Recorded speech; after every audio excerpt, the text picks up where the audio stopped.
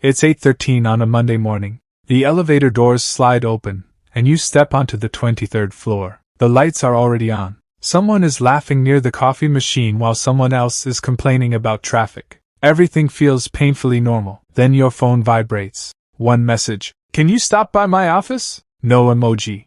No explanation.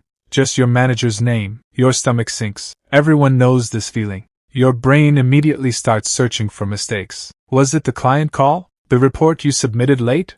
The presentation that didn't go perfectly? You walk toward his office anyway, counting the 27 steps you've counted before. You knock twice. Come in. He doesn't smile. He closes the laptop in front of him and leans back in his chair. We're making some changes. The rest of his sentence fades into the background, not because you're in shock, but because something strange happens. For the first time in your entire career, you realize that if this job disappeared today, your life wouldn't.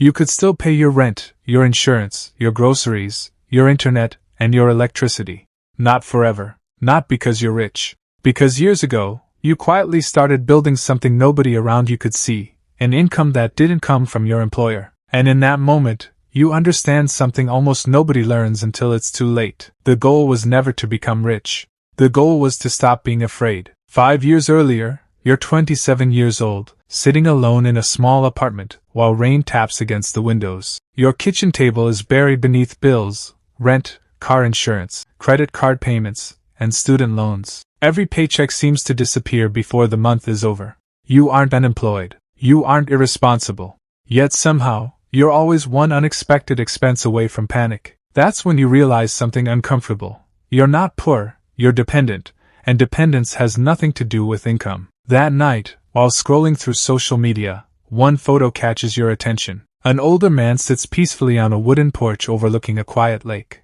No mansion, no sports car, no expensive watch. The caption reads, "I retired at 42 because my investments paid me more than my job." You don't keep scrolling.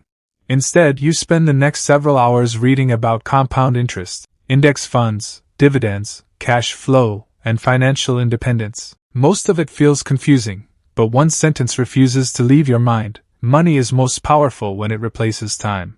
The next morning, your apartment looks different. The television, gaming console, designer shoes, and expensive gadgets suddenly feel like receipts for money that will never return. Nobody had ever taught you how to buy assets. Everyone taught you how to buy a better lifestyle. Then one question changes everything. Who will pay your bills when you stop working? A week later, your coworkers invite you to dinner after work. "Come on," one of them says. "You deserve it." For a moment you almost agree. Then you stop, because you finally understand that those 3 words have quietly emptied millions of bank accounts. You skip the dinner, eat leftovers at home, and transfer the money you would have spent straight into your investment account. It doesn't feel exciting. It feels lonely. But every dollar invested is quietly purchasing something far more valuable than entertainment. It's purchasing future freedom. 3 months later, your savings finally reach $10,000. You open your investment account and stare at the buy button. Your heart races. What if the market crashes? What if everyone says you were stupid? What if you lose everything? Then another thought appears. What happens if you never start? You already know the answer. Working until retirement. Living for weekends. Counting the days until your next vacation. Waiting for a future that never quite arrives. That possibility scares you more than investing ever could. So you click. Nothing changes. The next morning you still wake up early. You still drive to work. Your boss still sends emails. Life continues exactly as before, because investing is painfully boring, until it isn't.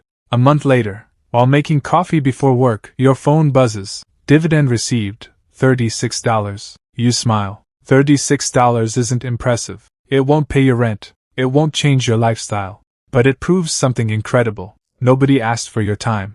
Nobody approved overtime. Nobody interviewed you. Nobody hired you. That money arrived simply because you owned a tiny piece of a business. Instead of spending it, you invested again. Then another dividend arrives. Then another. The amounts are small, but the lesson is enormous. Every dollar you reinvest becomes another worker earning money on your behalf. Months become years. Your lifestyle barely changes. The same apartment, the same car, the same office. While friends celebrate promotions and expensive purchases, you quietly continue buying assets. Nobody notices, because compound growth is invisible until one day it isn't. Then one Friday morning, payroll is delayed. Your coworkers panic. People refresh their banking apps every few minutes. Some wonder if the company is in trouble. A few years earlier, you would have panicked too. This time you don't. The money eventually arrives that afternoon, but something much more important arrives before it: a realization. For the first time in your adult life, one delayed paycheck no longer controls your emotions. You aren't financially free. Not yet. But you're no longer completely dependent either. And that's the moment you understand that financial independence doesn't begin with millions of dollars. It begins the day fear starts losing its grip. You look out the office window as the city rushes through another ordinary evening. Everything around you looks exactly the same, but your future no longer does. Because without realizing it, you've already taken the first step toward buying back your time. A few months passed, and nothing about your daily routine looked different. You still woke up before sunrise, drove the same car, and sat in the same office under the same fluorescent lights. To everyone around you, you looked like an ordinary employee. But quietly, something extraordinary was happening. Every paycheck was buying another small piece of your freedom. Then one evening, while reviewing your portfolio after work, you noticed a number that made you pause: $100,000. There was no celebration, no expensive dinner, and no social media posts, just silence. Because the first $100,000 isn't important because of the money. It's important because it proves your system works. Until that point, almost every dollar in your portfolio had come from your own hard work, from skipped vacations, skipped dinners, and skipped impulse purchases. But from that moment forward, something remarkable began to happen. Your investments started growing almost as fast as your contributions. For the first time, your money was helping you make money. Around the office, life continued as usual. Jason from accounting arrived one morning driving a brand new luxury SUV. Everyone rushed to the parking lot to admire the leather seats, the panoramic sunroof, and the massive touchscreen. Someone joked that Jason had finally made it. For a brief moment, you questioned yourself. Maybe you were sacrificing too much. Maybe life was meant to be enjoyed now instead of later. That evening, curiosity got the better of you. You searched the monthly payment for the exact same vehicle, then opened your investment calculator. Instead of imagining the car, you imagined investing that monthly payment for the next 20 years. The result shocked you. That single decision could be worth hundreds of thousands of dollars. In that moment, the SUV stopped looking like success. It started looking like delayed freedom. You finally understood something advertisements never tell you. Every purchase has two prices: the amount you pay today and the wealth it could have become tomorrow. Not long afterward, the market crashed. Financial news filled every screen. Experts predicted disaster. Headlines screamed that trillions of dollars had disappeared. Co-workers stopped checking their retirement accounts because they couldn't bear watching the numbers fall. One friend sold every investment he owned. "I'll buy back when things feel safer," he said. But history told a different story. Every crash had eventually recovered. Every recession had eventually ended. Fear had always been temporary. Ownership had always survived. So while everyone else was running away, you quietly continued buying. It felt uncomfortable. Every instinct told you to stop. Your portfolio kept falling. Months of progress disappeared in weeks. For a moment, doubt returned. Had you made the biggest mistake of your life? Then you remembered something you had written years earlier. The goal was never to become rich. The goal was to stop being afraid. You closed the news, ignored the headlines, and kept investing. Months later, the market recovered. Then it climbed even higher. The investments you bought during the panic became some of the best decisions you had ever made. That's when you learned the biggest lesson investing can teach. The stock market transfers wealth from the impatient to the patient. Years continued passing. One ordinary Tuesday afternoon, your portfolio quietly crossed $500,000. This time, you didn't even smile, not because the number wasn't impressive, but because money itself had stopped exciting you. Freedom did. A few weeks later, every employee received an email announcing a mandatory company meeting. The room was silent as the CEO stood at the front with a folder in his hands. "We're restructuring the company." Everyone knew what those words meant. Layoffs. One by one, names were called. People packed family photos into cardboard boxes. Some stared at the floor. Others fought back tears. Then your name echoed across the room. Years earlier, that moment would have destroyed you. Today it didn't.